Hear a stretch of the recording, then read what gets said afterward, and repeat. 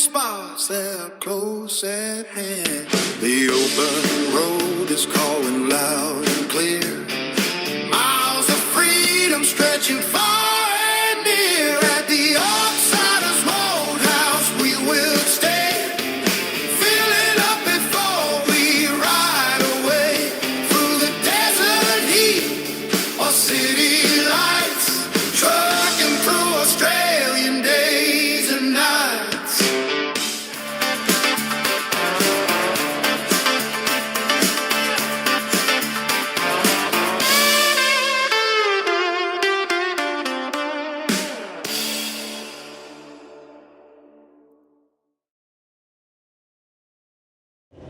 Hello YouTube, Brady back. Australian Trucking Adventures. In this video, our little adventure takes us up the Pacific Highway up the east coast of Australia. Something new, something I've never done. Never done Pacific Highway at all. Only driven to Brisbane once, a long time ago doing show freight. And because of all the roadworks, pretty much from Newcastle all the way to Brisbane, or to the border at least, we decided to go inland up the New England Highway, and well, like I've told the story before, but trouble ensued. So it has been a long time since I've been in Queensland in a truck, but we're going there. To kick off the story for this adventure, last week we started picking up these big I-beams from a little steel shop in northern Melbourne at Somerton, and I think there was eight loads that had to come up to Brisbane because they're 17.5 metres long. We had to go on extendable trailers, and because they're extendable trailers and oversize, over dimension, can't be hooked up as a road train, so they're going to go up as a single. So that is how we've got to this point now. Yesterday, left the border at Albury, come up with a, you call it a crib hut, a donga, ATCO building, structural building for site offices. Again, oversized, coming through Sydney and up the M1, which was fun, but we dropped that off in northern Newcastle, went back to Allied Mills to Oztube, where if you've seen the carton Australian made steel where we're loading there, we're pretty much back to there. Luckily this time a lot quicker tarping, had a tarp that actually fit, but we did get there and we're 6 trucks deep in line, so our 5.5 hour wait time there was pretty much because we're 6 trucks deep. And then last night we got halfway back to Sydney before we ran out of hours in the logbook, pulled over for the night. Only to wake this morning and find out that instead of bringing that load of steel back to home and then on to Dandenong, got a trailer in at Pheasant's Nest. Had to meet another driver and swap trailers with these I-beams going to Brisbane. So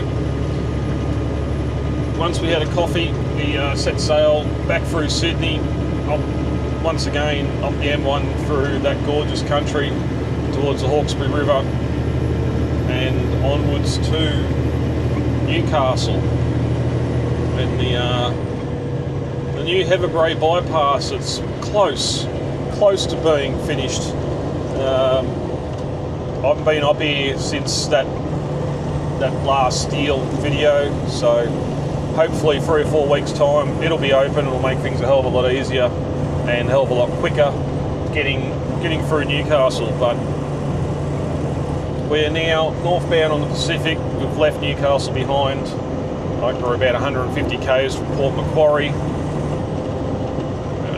To the best of my knowledge from everything I've heard, it is now this dual carriageway, this lovely concrete dual carriageway, pretty much all the way up, except for the Coffs Harbour bypass isn't completed yet, so we do still have to go through Coffs, which should be fun. But if you got A-doubles and road trains running up and down here, then we shouldn't have too much of a problem with this single trailer being so long.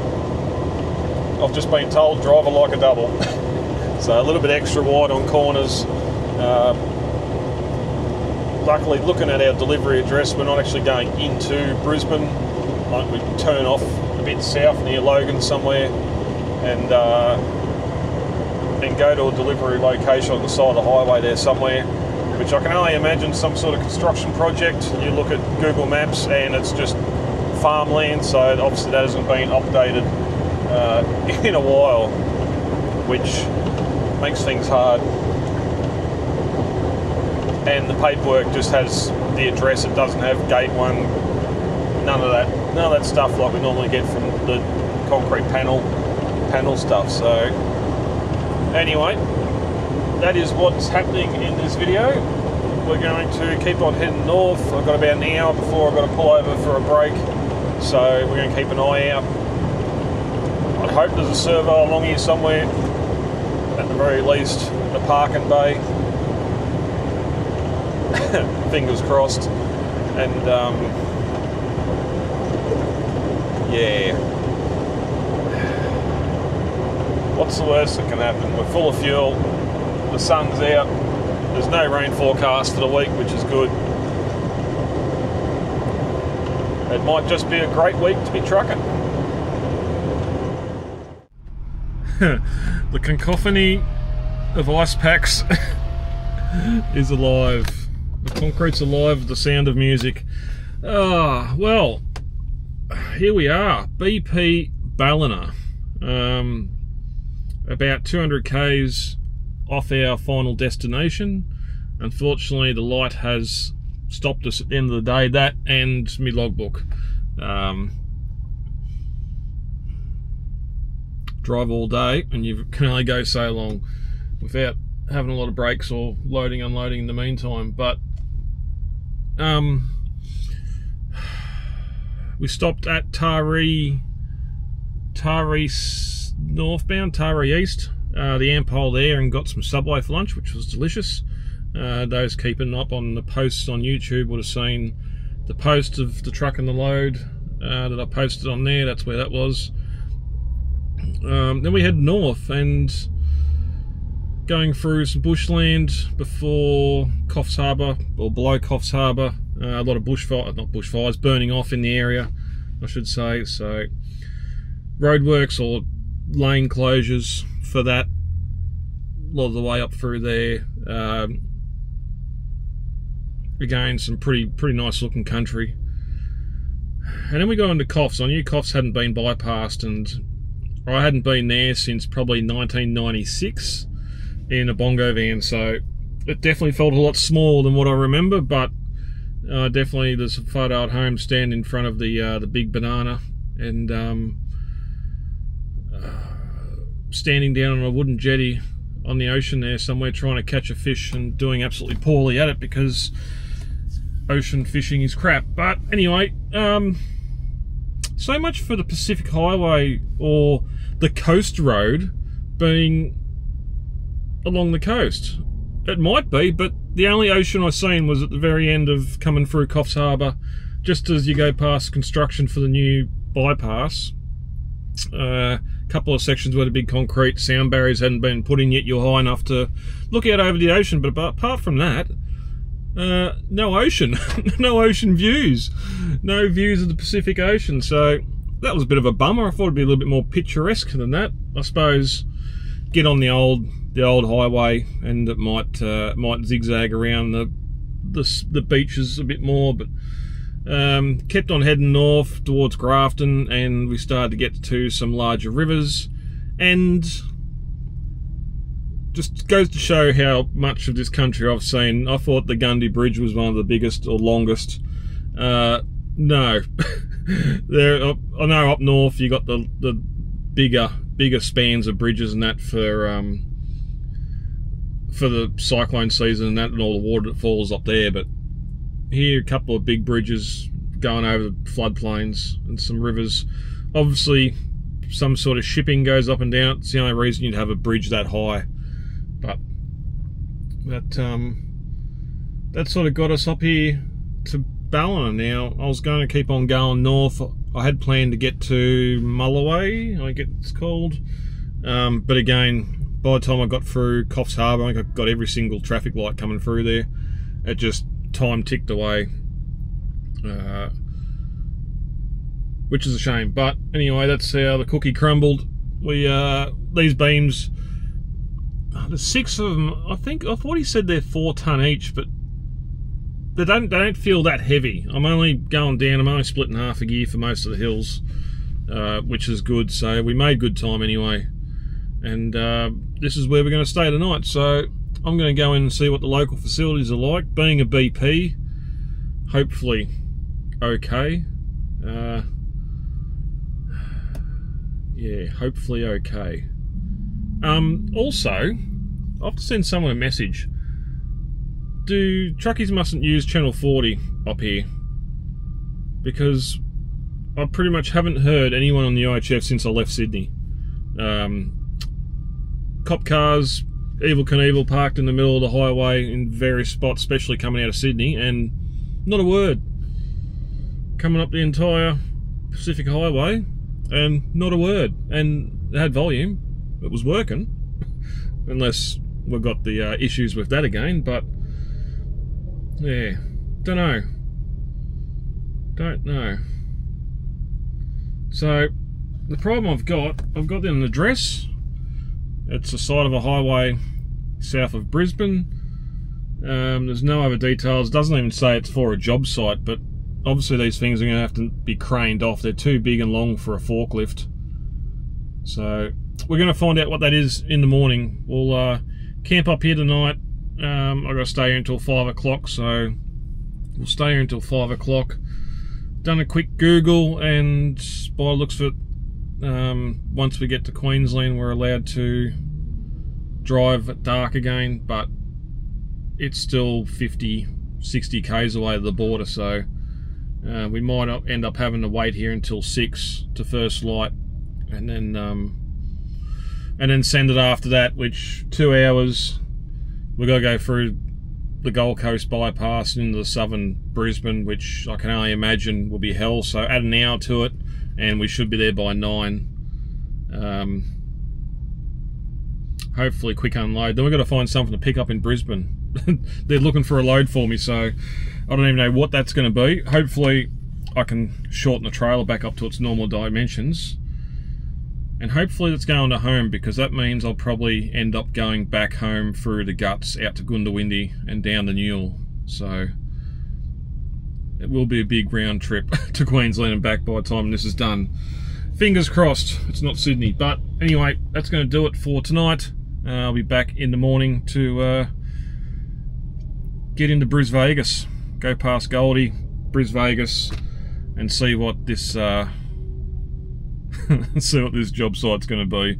Not looking forward to it one bit, but night guys, see you in the morning. Oh, lights don't work. Well,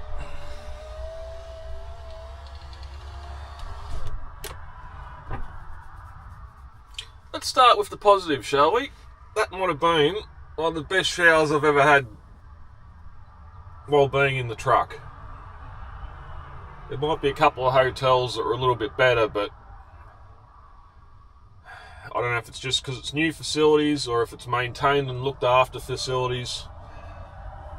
It was just your standard shower head, but having that nice hot water just massage the shoulders and neck. It was good. It was good. And that's where the positives sort of end. I was laying in bed thinking, looking at Google Maps, looking at the site or the address. There's a gravel pit pretty much 20 metres past the address I'm supposed to drop off. The BP servo about 200 metres past the address where I was supposed to drop off, so I thought getting there before sunrise would probably be the better thing. So went to bed. Thought I'd get up at 3 o'clock. It's 2 hours away. I can be there by 5 when I'm meant to be back off the road anyway, before sunset or sunrise. I would have had 9 hours rest in my logbook, so everything would have been sweet. And this is probably why it's a good reason or good thing not to run a paper logbook, because I would have thought after a 9-hour break you would have been good to go for another 24, but because I started work at 5:15 yesterday morning, I was still in the previous 24-hour period. And I think I mentioned last night that when I got to Ballina last night, I still had half an hour left in my logbook. When I got going this morning, there was only half an hour left in my logbook still. So after going in and getting a pie and a coffee and getting on the road, I had to get off the road again. So there goes that plan, which now has me at a little parking bay about 20 minutes down the road. We didn't go the full half hour. The sun's coming up, and as you can hear, the Pacific Highway traffic is building. I've already had a look at where we're going. Had a bit of a closer look. We've got there's a fuel depot pretty much just off the highway at Yanta. So we're going to call in and make full use of that and get a full tank, because I don't know where in Brisbane yet I'm picking up. If I'm picking up in Brisbane, if I'm going back to Sydney, I don't know what's happening. So I prefer to be ready to go with a full tank of fuel. So we're going to do that and then head around to our drop-off point, which now is going to be busy with traffic, and we're long. So yeah.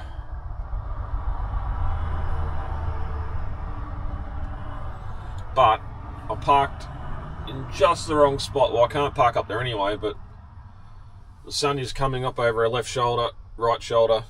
I can see water there again.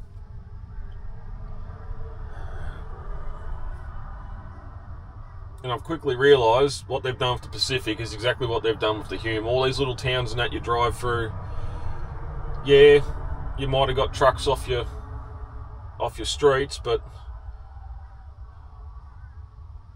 the tourists spend as much money in your little town as what truck drivers would if they're up the roadhouse getting 1,000 litres of fuel and a feed. Don't know. That's for the towns to work out, but it just means now you go up the Pacific Highway and you don't actually see the Pacific at all the entire way up. There's a body of water through there. I expect that's just a little creek or a tidal river again, inlet. And the worst place about being here,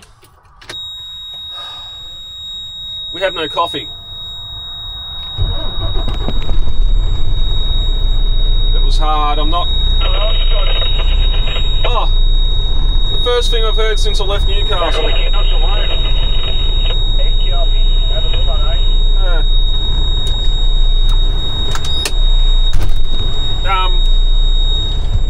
The other problem is once I'm awake, I'm sort of awake. As I said, I had a coffee, had a pie, was getting G'd up to get going, and then have to stop again. We've been here for 2 hours.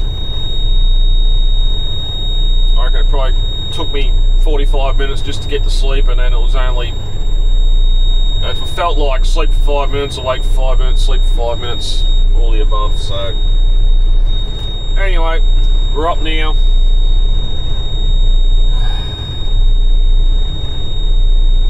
I really wanted to get through Gold Coast and Coomera in darkness without the traffic, but can't be expected now. Google Maps is showing me that there's some yellow bands and it's going to turn to red by the time I get there on the Gold Coast bypass, so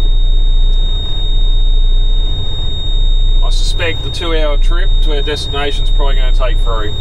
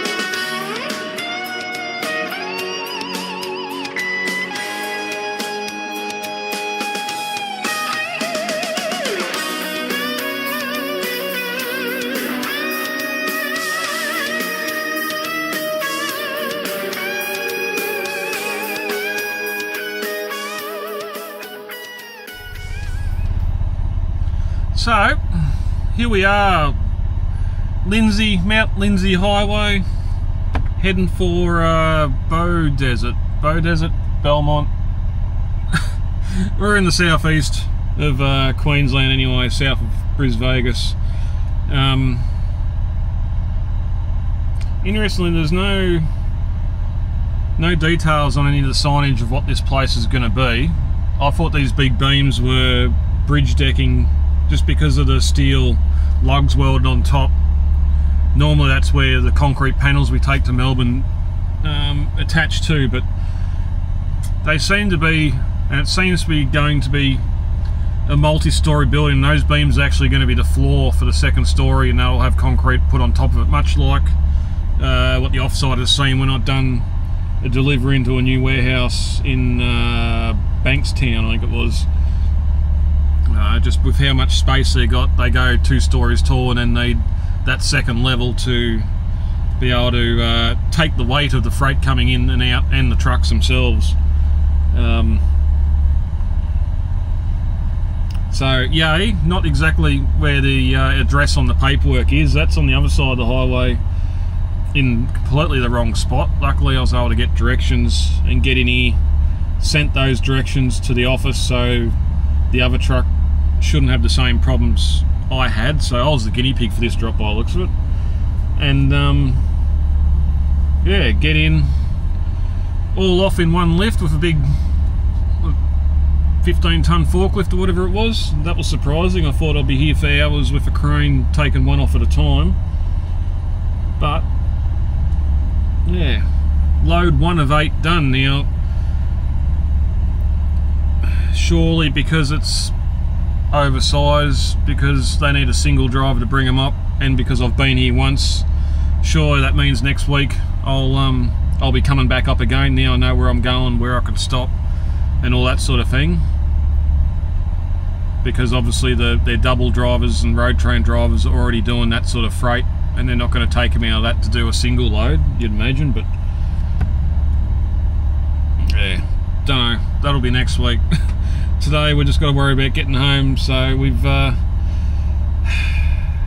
still haven't got a text yet or been notified with what we're picking up, and whether that's going to be returned freight or if we're picking something up and going further north. It could be absolutely anything. It's just the way this transport works. Fingers crossed it's picking something up that's got to go to Melbourne, which will have me back home by Friday morning, maybe even delivered Friday, depending on how we go. But knowing my luck, we're probably going to have to pick something up, go back to Sydney, drop it, go out to Oberon and load timber Friday afternoon, and then not get home until Saturday morning,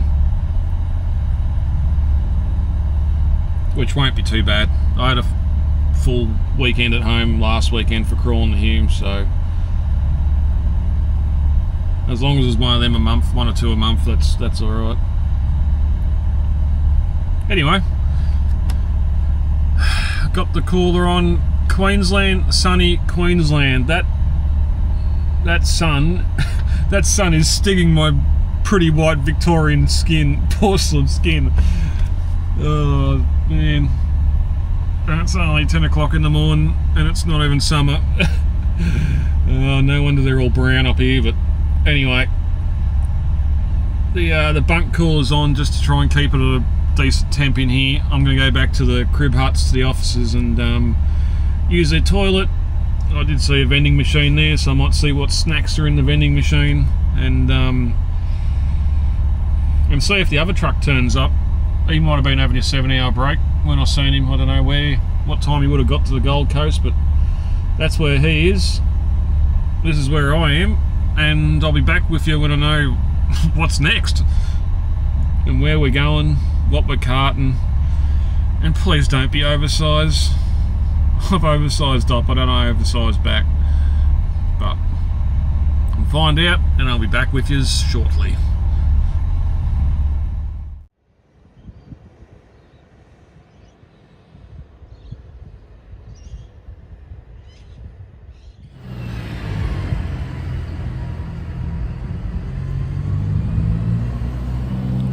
Super load.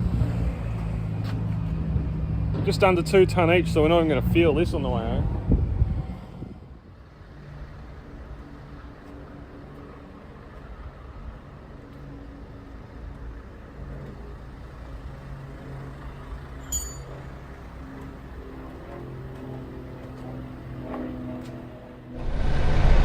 Alright.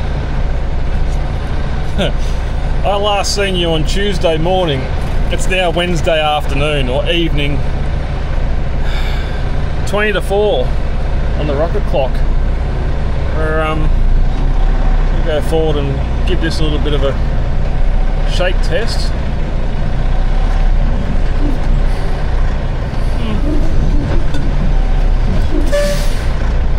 I think they're going to stay there. Oh wow.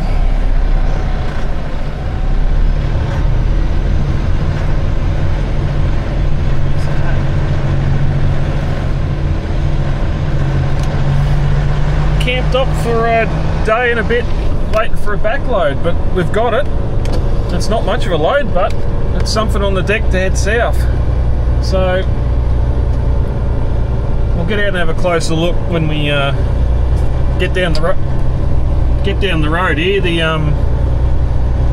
next 2 days are just going to be driving, so there's not going to be much else to do but drive, take our mandatory rest breaks and drive some more, and hopefully we're home Friday night before dark. But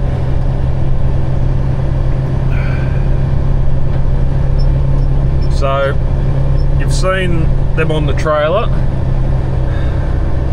I'll give you a minute to work out or to formulate your opinions on that tie down job. It not the best. Now, ideally, yes, you'd choke the tyres and maybe a strap over the front to stop the A-frame from bouncing or the jockey wheel from bouncing. Problem is, I haven't choked a tyre since 2002 when I was on the Army Land Rover and Unimog course, and that was with rope. So I'm not going to put the chance of the load coming off the trailer into the hands of 20-something-year-old information, 24-year-old information that we don't even use ropes, aren't allowed to use ropes anymore. So the original plan was there's tie down points on all 4 sides. I was going to put a timber down the deck, drop the jockey wheels, put the A-frame down on the timber. Ideally a tyre would be good if I had a tyre to put the tow hitch down onto, but I don't.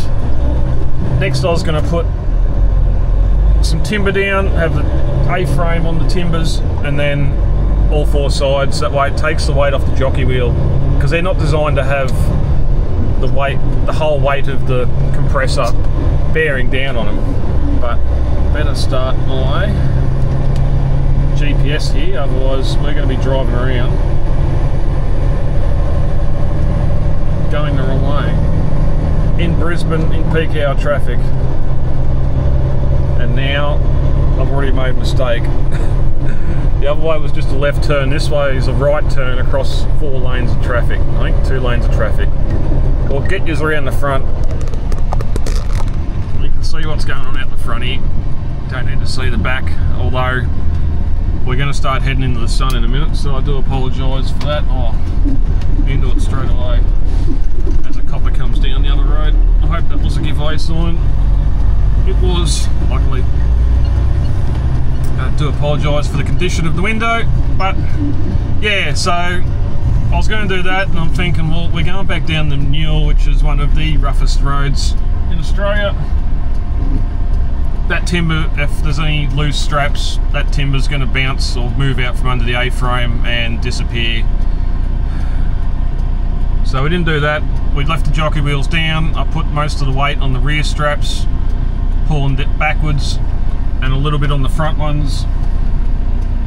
But as I was tying them down, oh, where'd that go? I've lost the top of my gear knob again. Oh, there it is.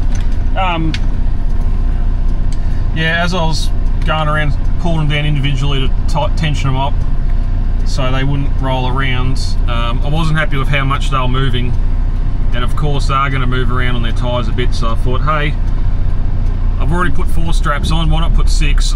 So we went around and put had another go at choking tyres with a ratchet strap this time, and I don't think we were too successful, but all the ends are tight.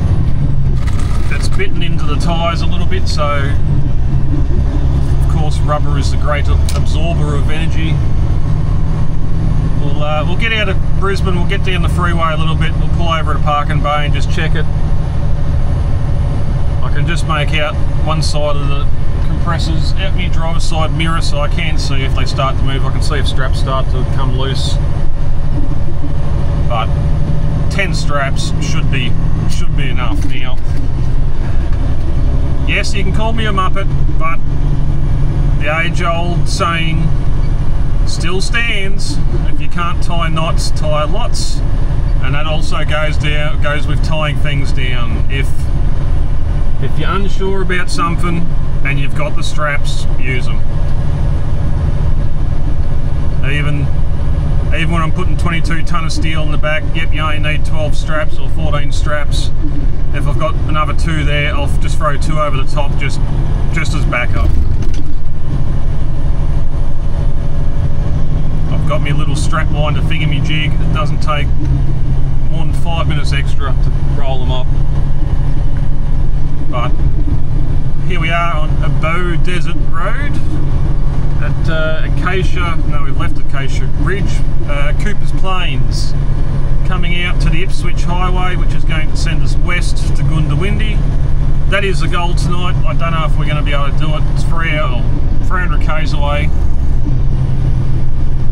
This is saying we're not going to get in until 7:40, and the logbook next break's at 9 o'clock, so we might get to Goondiwindi. Like the plan is we're going to stop either at the BP or the United. Oh, I turned the GPS off. I hope this is our turn. Yes, it is. Stop at the BP or the United there. I think we're going to grab a shower, and then we're going to keep on pushing down till either the logbook says no or the body says no. The further I can get tonight, the less driving I have to do tomorrow, and the earlier, yeah, I suppose the earlier I get home Friday afternoon. So that's what we're going to do. We're going to be driving full long into this sun now, so we'll shut him off and touch base when we get out. We're heading west, we're heading towards Toowoomba. I wonder if we're going to come across the Toowoomba range. I can't remember where that is. Either way, I think we're going to be going up it, but we'll go out and have a look and see what we can find anyway. Heading west out of Brisbane. Rightio, wayward passengers. Oh, of course that's going to go now. Welcome to Goondiwindi. We got in here after dark, so not really a lot to show apart from Google Maps sending me up the main drag instead of around the truck bypass, which was fun, but luckily it was 8 o'clock. Even though trucks aren't allowed in the main street, I don't think I was spotted. The benefit of not having a company phone number on the door. But we left Brisbane, typical peak hour traffic, 4 o'clock in the afternoon, not the best time of day to be doing it, but we got out of town anyway.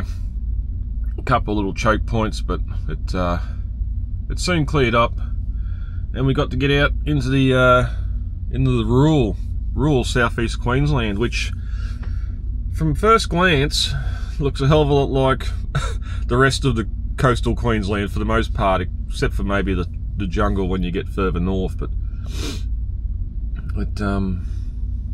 yeah, and then we did find Toowoomba Range. That was interesting. That's not what I expected Toowoomba Range to be. I was not expecting that real big bridge at the end of it. Nor was I expecting to find only 2 lanes and get halfway up and have 2 road trains racing each other at 20 kilometres an hour. But anyway, that happened. And then we got over the range, left the Toowoomba bypass behind, and hit possibly the worst blacktop I've ever experienced. I'd drive Abercrombie Road daily over doing that section of road from the Toowoomba bypass to Goondiwindi again. That was horrific. I didn't get stuck. I caught up to a oversized float that was 3 meters wide, so there were a few passing opportunities, but he was only cruising along about 90.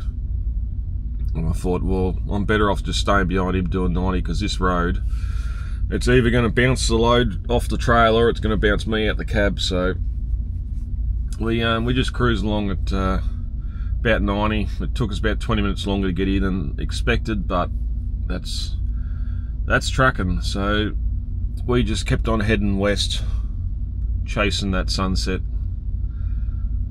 And what a nice sunset it was too.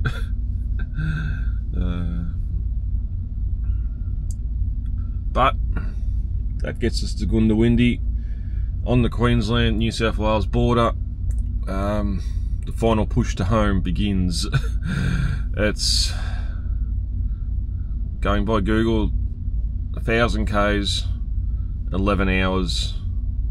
It's dark, and I've got sunglasses, so theoretically we should be able to make it. Once we push down, like Mari's about 130 k's. I did have 2 hours left in my logbook last night, and I was just going to stop here, have a shower, and then push on and push 2 hours into New South Wales and stop. But the thing is, I could have gone 2 hours longer yesterday, but then it would have meant I'd be 2 hours later starting this morning. Now, well, starting tomorrow morning. So at the moment I can start about 4 o'clock tomorrow morning with my logbook. Well, I can start at 3:15, but I'm going to start at 4. And if I went another 2 hours, I wouldn't be able to start until 6. Now, the one thing this truck does not have is the ability to keep the sunlight out, so I'm better off going to sleep while it's dark and waking up while it's dark.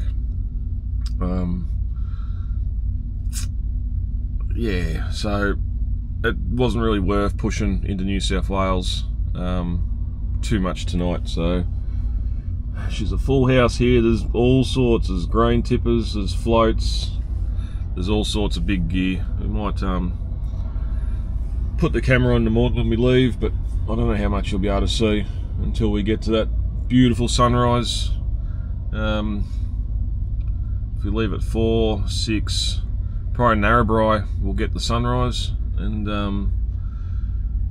get to see some of that beautiful country. Get the sun coming up just before we get to Coonabarabran, and the I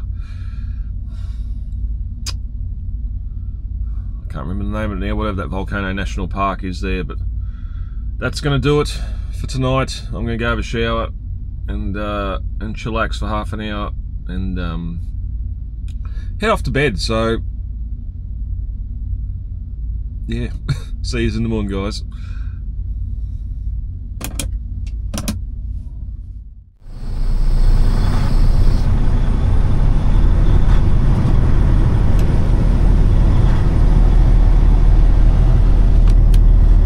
Good morning, guys. Friday morning, 04:30 AM. And she's a lot quieter here now than it was last night when I got in at 8 o'clock. Come on, stop hunting. We could just duck out there, but like I said last night, we'll go down the road and have a look and see what's here. I don't know how much you're going to see. I'll try and brighten up as much as I can, but we were parked next to a float here last night.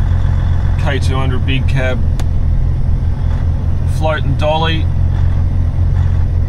Something big under a white tarp on the back. I just thought it was some sort of construction thing, but looking on the sticker on the side, looks like big lithium battery, which is probably why it's got a dolly under it.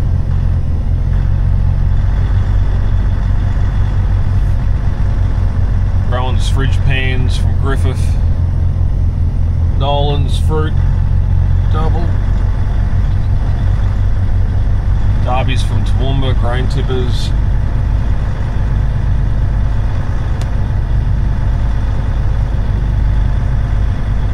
Oh yeah, that float's still here.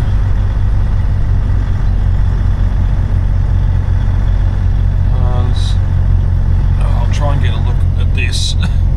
Not going to see much, but you got two floats here with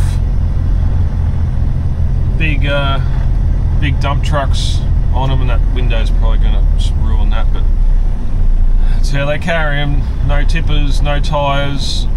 The other side one's at least got its cab on it, but that's some big gear. I dare say he's waiting until the sun comes up before they hit the road, and hopefully not our way.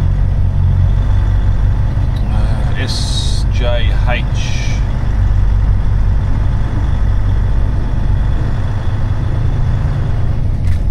Big rolls of coil on that Volvo.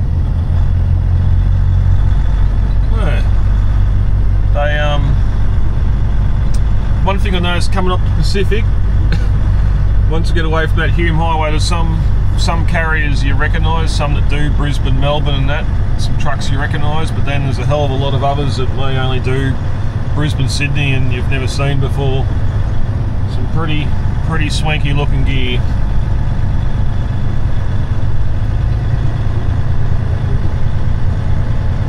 But we ended up staying in Goondiwindi last night. I was going to push on. I was told there's some big new super trucker rest area at Narrabri that's been built, and I might have been able to get there just, but yeah, it's not. I wanted the safety of the BP to camp at. Unfortunately, and it's not all, it's just like most things, a slim few of the locals just destroy any reputation towns have had. It's why you've always been told never stop at Burke or Barorina or Walgett, and it's the same here for southern New South Wales, southern Queensland now. Just stay at the big truck stop at Goondiwindi, but don't go across the river to Boggabilla, and definitely don't go down and camp in Moree. I should put some headlights on. There we go.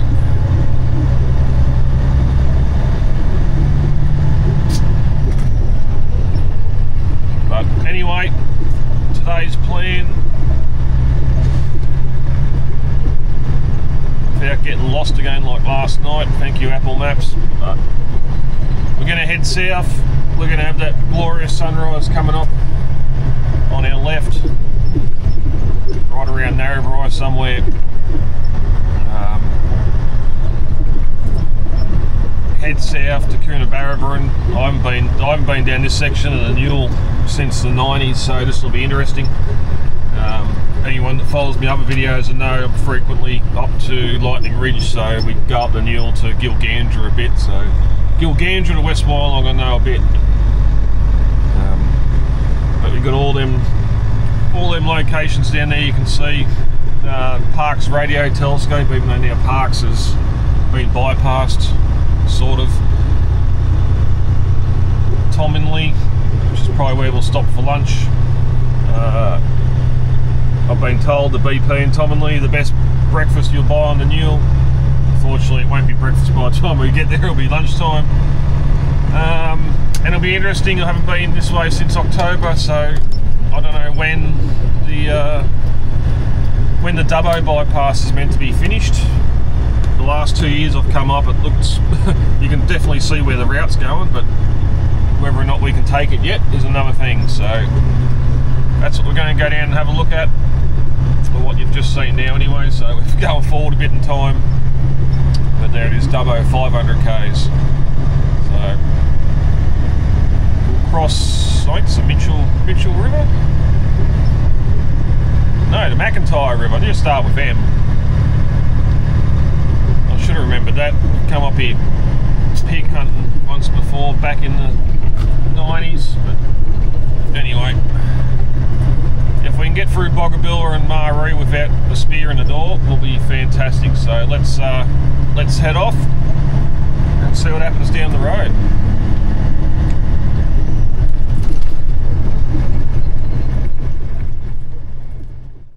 We did chase that rise and sunrise. Oh, what time is it? 7:15, so a little bit behind the schedule. We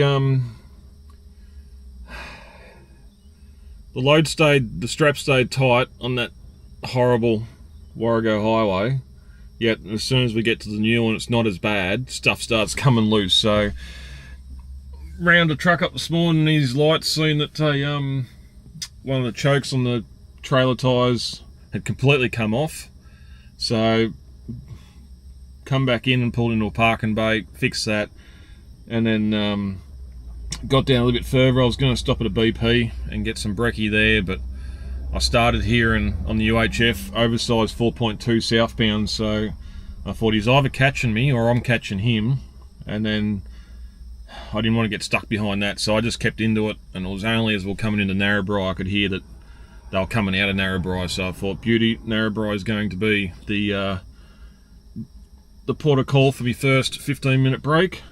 Baker in the middle of town, I would have loved to stop there, but couldn't get a park anywhere, so we come out, we're on our way out of town now. I can see another servo board up there, I don't know what it is, but we pulled in at the BP here anyway. Probably not the best decision. Went in, I don't know what it is about northern New South Wales and Queensland, but putting red onion or salad onion, Spanish onion, whatever you want to call it, on your ham, cheese, tomato sandwiches is just, that's how it should be. Get with it, Victoria. Get with it. That was $8. That was going to be the best option. The salad rolls they had in there, the rolls weren't overly massive, and instead of using actual chicken meat, instead of using chicken, they just cut a schnitzel in half or quarter and put in it, and then we're going to charge you $13 for it. So I wasn't going to do that. We're not doing that. As much as I've been hangering for a toasty this morning, if I'd got one it would have been that anyway. So we'd pretty much got a ham, cheese, tomato toasty with onion, just not toasted, which is fine. A lot less fat and oil. So that's it for Narrabri. Got to do the sums. We've got 14 litres of fuel on board. I'm pretty sure we can do Brisbane to home. About 300 k's from Brisbane out to Goondiwindi, and then home's about 1,000. So 1,300 k's with 1,400 litres. I can't math this morning. Every time I math, it goes completely the wrong way. I think if you're using, to be safe, if I'm using 2 litres to the 100, that means that 1,400 litres of diesel's only going to get 700 k's, but that can't be right. I went, filled up in Sydney, done the 800 k's, whatever it was, to Brisbane, and refueled there, and only put 430 litres in it, which theoretically left me 1,000 litres. So we should be good for 1,400 k's. It's just the fuel gauge in this truck doesn't work, so I'm just trying to gauge, and I haven't been taking note of how much fuel I've been putting in when I first got in it, because I was only doing Melbourne, Sydney and little stuff like that, and it wasn't an issue. So that's come back to bite me in the butt now. But anyway, we'll set sail from here. Keep on heading south. I'll point the camera at anything of interest. When we get to Dubbo, I might clip it to the hat and we'll do a little POV driving through Dubbo, just because it's probably the last time I'm going to come through before the bypass is done, and it'll be a completely different story once that's in, so we'll do that.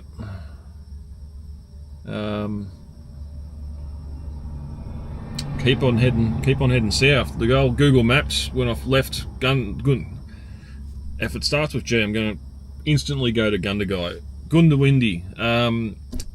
Predicted would be home by 3:30, but in a 12-hour day, need an hour worth of breaks, so that'd be 4:30, and then any little issues we have is probably going to add another half hour, 45 minutes. So if we're open by 5:30, that'll be that'll be a good time to end the day, but we'll find out. We'll keep trucking. She's behaved well this trip. Hopefully that continues. Oh, I got no wood. I still need to put a wooden plaque in here somewhere I can knock on. But the other problem now, the sun's up, everyone's awake, we're going to start hitting traffic. And those slow drivers. I haven't seen a caravan yet, so that's a plus. Well, welcome to Dubbo. I've just come into the 80 zone, although it goes back to 90 here. We're come down through some nice looking countryside, down to Goondiwindi. We took off from Narrabri, didn't we? So yeah, down to Goondiwindi, and the Warren Bungles, that's the name of the national park. I had the tip of my tongue before, but I thought you would have seen more of the Warren Bungle, the hills from the Goondiwindi side on the Newell, but no, it looks like you see more on the Gilgandra on the Castle Reach Highway side. So, but the observatory, the space capital of Australia, the self-proclaimed, it's those high mountain peaks have got space telescopes on top of them. Coming down from, or staying in Goondiwindi last night, and just how much clearer the sky is out here. There's no wonder why they've built them out here next to zero light pollution at all.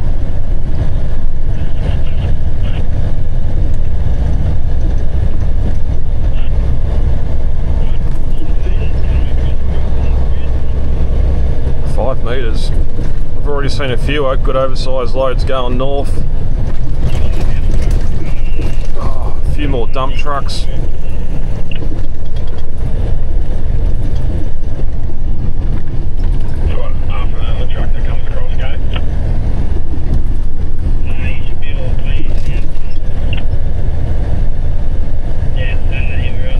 Well, scrapyard's still there. There's be some money in there and scrap. Plenty of heavy steel. Old burnout bus, diggers, trucks, wrecks. Oh, here's the truck section. Freightliner heavy, Argosy heavy, I should say. A couple of old tippers. So northbound, sounds like this next Oversize is heading towards us.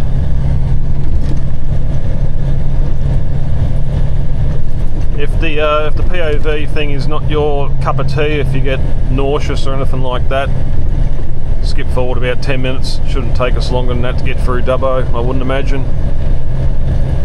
We won't go all the way through, we'll probably just get out to the Dubbo Zoo and then we'll shut her off. That's handy. I don't know what Brockhurst Bridge is. Unless the bypass is open. Although,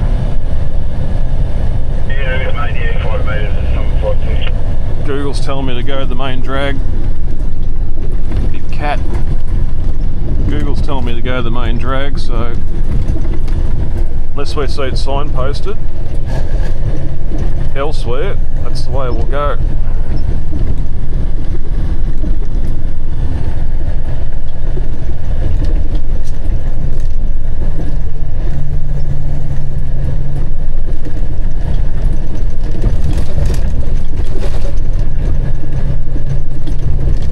Clearly the road conditions are not improving the further south we go.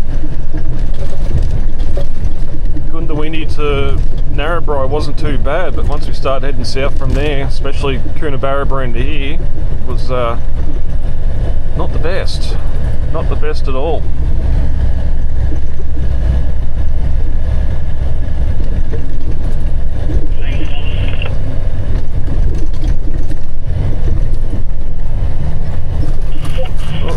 Missed that one.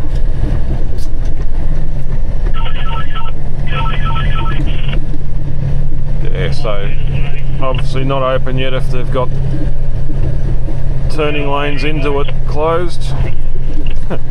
A wheeled excavator, something different. But that's where the bypass is going to go out there, out over that big new bridge that's been built. Eventually.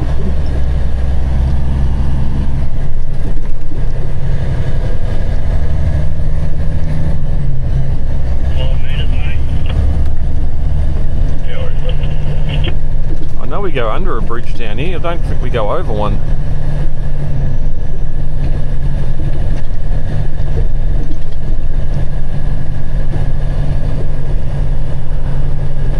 So, sleepy Dubbo.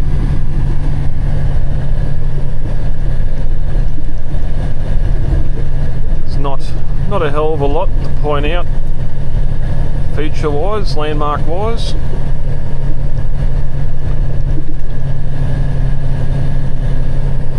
Melbourne. It's the direction we're heading. We're not going to there, but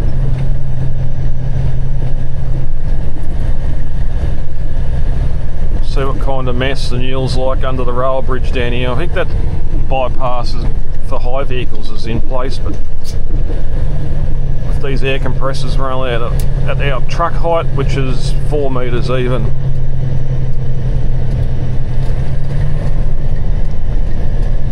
Are we going to get it?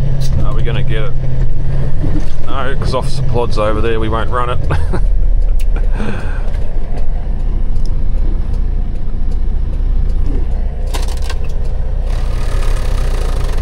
In you go.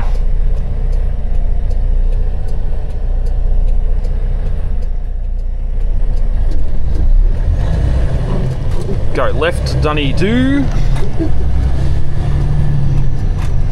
So we haven't had any other straps come loose, which is good. Domino's, oh there it is there. Parallel parking. I wonder if you get done there. Run across and grab some. Oh, Subway's there, damn it.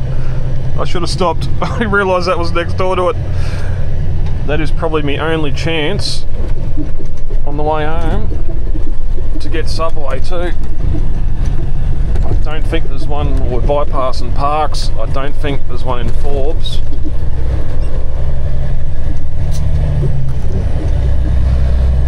Bugger.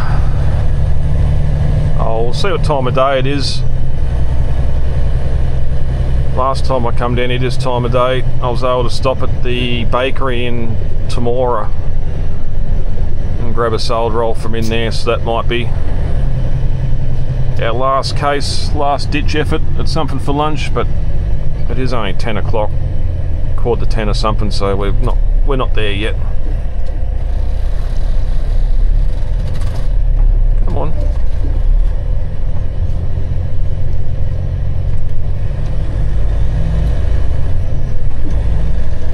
Now, changed conditions ahead.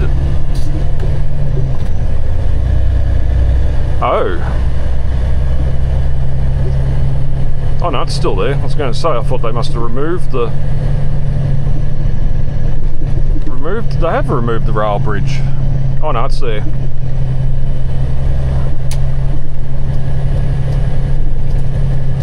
I don't know if we're meant to go this way, but we're going to.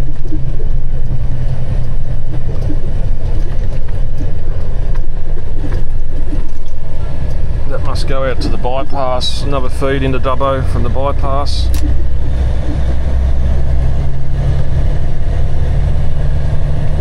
But this is the way I know, so it's the way we're sticking to.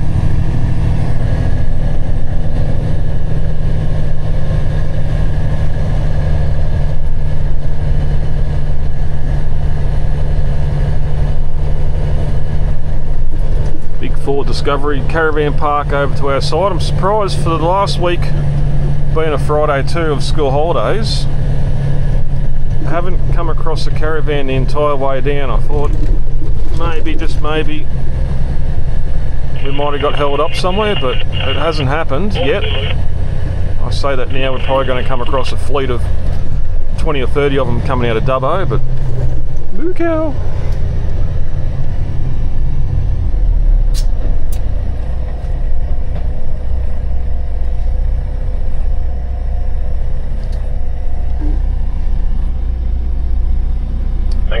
Pizza cravings. Definitely craving something pizza.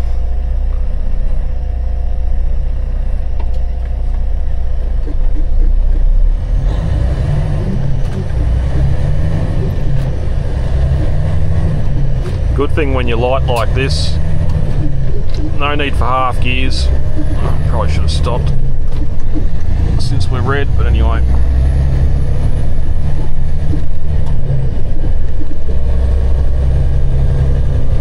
Just go up, change full gears and don't split them. Gets the speed up quicker. It's only 4 tonnes, so it would be, I think we're 21 tonne tear, so we're just under 26 tonne total, so not heavy at all. Should be nice and light. That's why we didn't stop in Gilgandra for fuel. The needle's still flickering back and forth over half a tank, so we should be good. We're only about 550 k's from home now.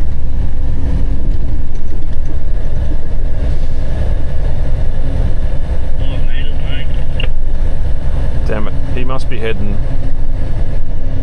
I wore northbounders. But he's still on the radio, so I'm guessing we're not getting any closer. He must be heading south as well. Which may become a bit of a roadblock when we catch it.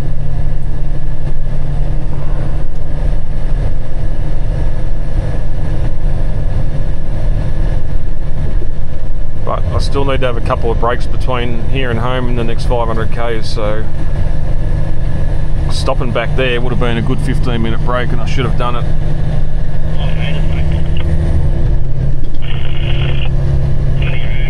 Right, we're about 45 k's out of Tomingley.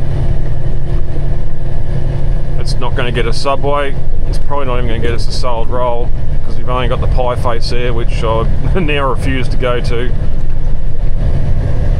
Maybe the BP might have something. But of course, I left the BP in Narrabri this morning, and that was a bigger servo. The next one up with a food court, or food. And then a couple other servos past that as well, so I should have kept on going. But the Taronga Western Plains Zoo, off to our left there. Been planning to come up here with the family for a while, but it's never actually happened. We end up going past it to Lighton Ridge. But pretty big space. But anyway, that was our POV through Dubbo. We'll keep on trucking south. We'll catch up with this Oversize and see what it is, and yeah, end it out shortly when we're back at the yard.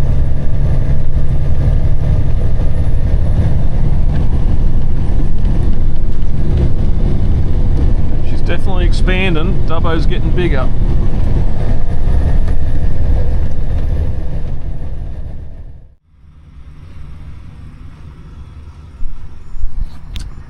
Hello. So we've just pulled over at the brand new BP servo in Parks on the bypass. Coming down into Parks, past the radio telescope, which is only fitting. Welcome back to Earth, Artemis 2. Our next step into space has begun, but got a coffee for lunch, and our as close to Subway as we're going to get. Chicken and salad, baguette, I suppose, because it's a baguette they can charge an extra $1 for it, but $10 essentially for that. I don't see lettuce, but I see tomato and red onion, so that's as close to Subway as we're going to get. I forgot this was here. I remember when I was up here in October it was getting built, but I was hoping there'd be more here than just BP and Macca's. But anyway, that's neither here or there. We had a little bit of an emergency on the bypass just before we got here, as we were coming from the 110 zone back to 80. The just glanced out my mirror right as the toolbox on the side popped open and flapped down. That toolbox has got all the chains and dogs in it, so nothing come out. Very lucky nothing come out. There's a motorbike following me too, so that would have made his sphincter pucker, but yeah, I don't know. It's a brand new piece of road. It just all of a sudden decided then and there it's going to go pop and just open it come. So we quickly shut it and pulled in here. Trusty little 6-inch shifter to adjust the bolts on the back, so the actual lever that goes up and holds the door shut is a bit more forceful on the back of the door, or back of the door frame. And then just for shits and giggles, I put a strap around it as well, just to strap the door closed, because I don't have to deal with that on the way home. But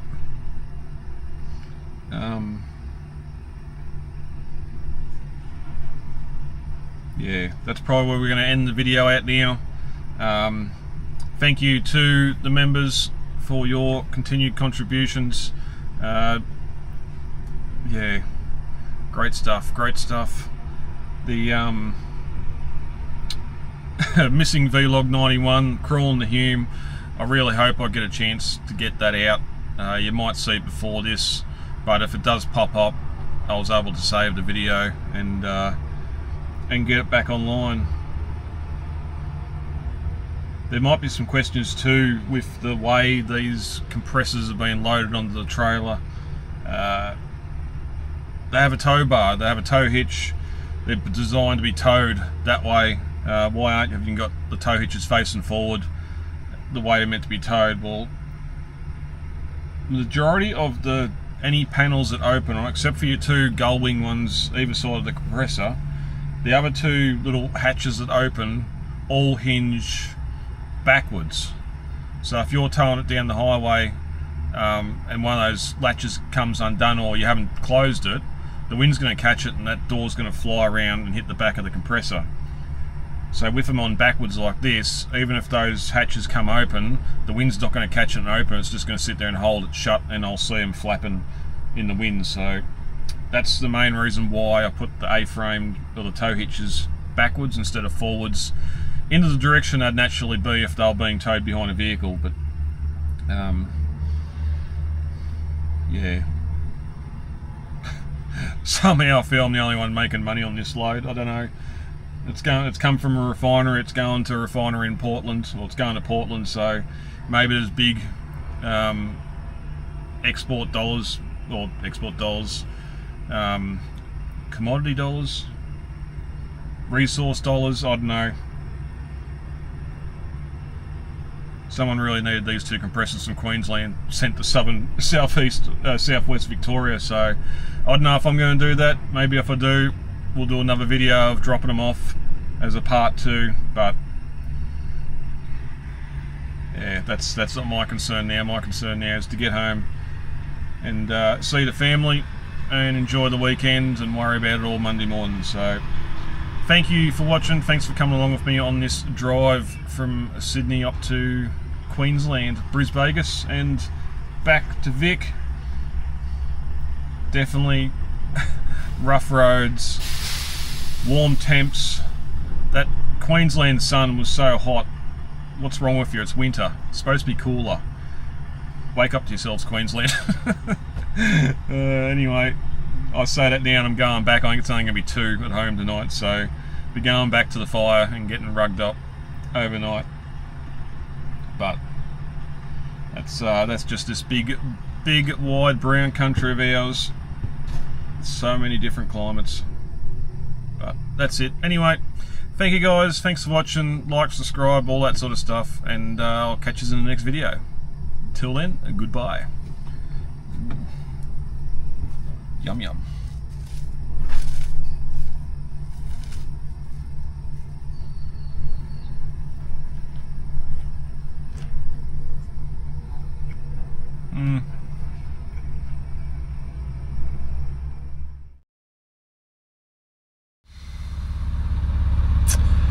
So you wouldn't believe it, I finished that outro, ate the rest of my simmage. I had 2 minutes to go on my logbook for the half-hour break, so I thought I'll fire the truck up and get the aircon going.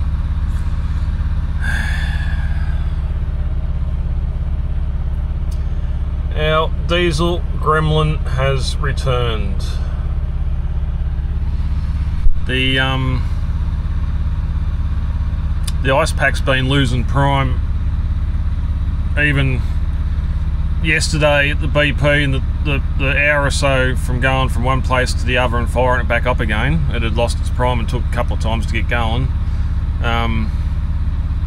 It's just this Detroit, it's had the issue for a little while where it just seems to lose prime for a bit.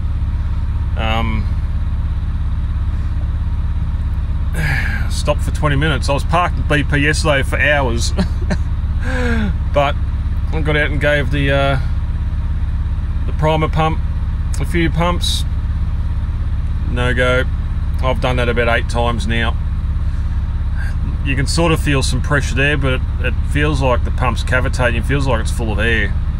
But I know I'm not a mechanic, so it's in the hands of the mechanics now. But am I spending Friday night in parks? Guesses down in the comments, guys and gals, because your guess is as good as mine.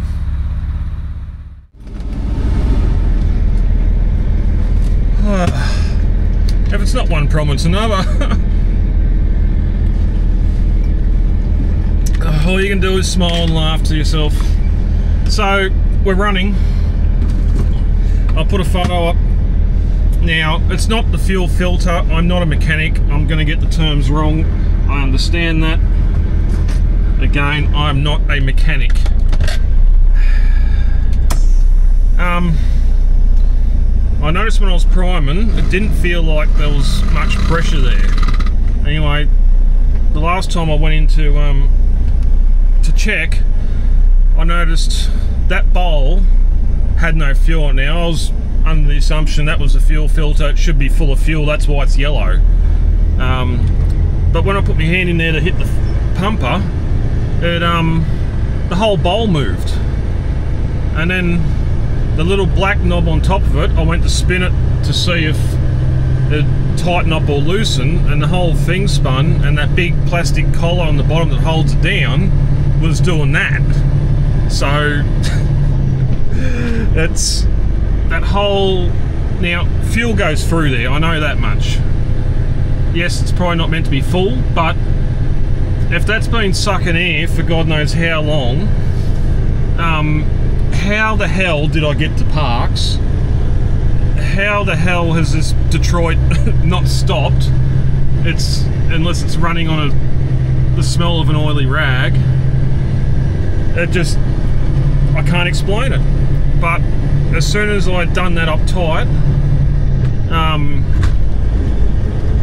I had pressure. You could feel the pressure. There was definitely a noticeable difference at the fuel primer. So I just sat there and pumped away to my heart's content, hoping to see fuel start to come up in that bowl again, but it didn't. I thought, well, I felt pressure there for a good 20, 30, 40 pumps. I'll go around and hit the key. And voila, she fired straight up. Detroit diesels.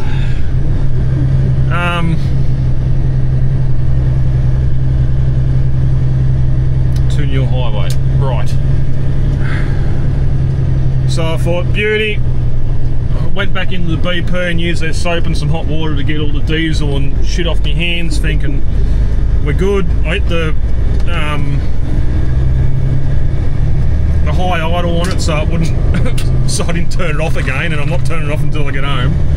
I wasn't going to risk turning it off and turn it back on to see if that was the problem, but I went and washed my hands, come back, went to close the bonnet, and the bonnet wouldn't close. What is happening now? walked around the front. This truck's got 2 light bars about that wide on a bracket about that far apart, in behind the grille in front of the radiator, and the top one's sort of just below where the top of the shroud is that comes to the radiator, so all obviously the air comes in through the grille. I noticed it was on a lean like that, the light bar. One of the bolts and the brackets on that side, I think it was, had completely come off, and it was hanging down. Because it was hanging down when I closed the bonnet, it pushed back against, it's probably not the intercooler, it might be the AC condenser, one of the radiators behind in front of the one of the little alloy radiators in front of the main radiator. It was laying across the front of that, which wouldn't let the bonnet close. Now, I could have just forced it and strapped it down, but we've still got 450 k's to go home, and the way the bonnet moves around, if it's the aircon, say goodbye aircon. If it is in the cooler, say goodbye turbo boost, or whatever. It just would have been another problem. So back out with the trusty Leatherman and the zip ties. Gotta love zip ties. Always have some zip ties with you, varying lengths. We got the bracket up. I put it up so I could put the zip ties around the top of the chrome louvers on the grill. After some time and swearing, get my fingers in there and using Leatherman and everything else, we got her in.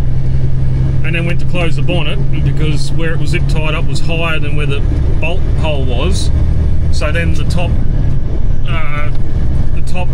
light bar was hitting the top of the shroud. I just can't win. I can't win. So, bit of a stick in there. Wiggled the bracket a bit to get it to drop down, because I didn't do it tight. I don't want a lot of force on those zip ties, because again, we're going to be bouncing. And the sharp edges there, it's going to cut through, and then I don't want it falling down on top of that alloy radiator and rubbing a hole in it, or pushing the back of the light bar through the veins on it. So we're mobile again. Google's saying 4.5 hours to home. My logbook's saying I've got 5 hours and 9 minutes before we're going to be off the road. The race is on. I don't think we're going to be stopping the whole way home now. We don't need to. We shouldn't have to. But that's just how quick your Friday can completely turn to mush. All we need is a caravan now, or 6. But anyway, I had to add that at the end, because calamity of errors, you wouldn't believe me if I told you. So now, goodbye, and I'll see you in the next one.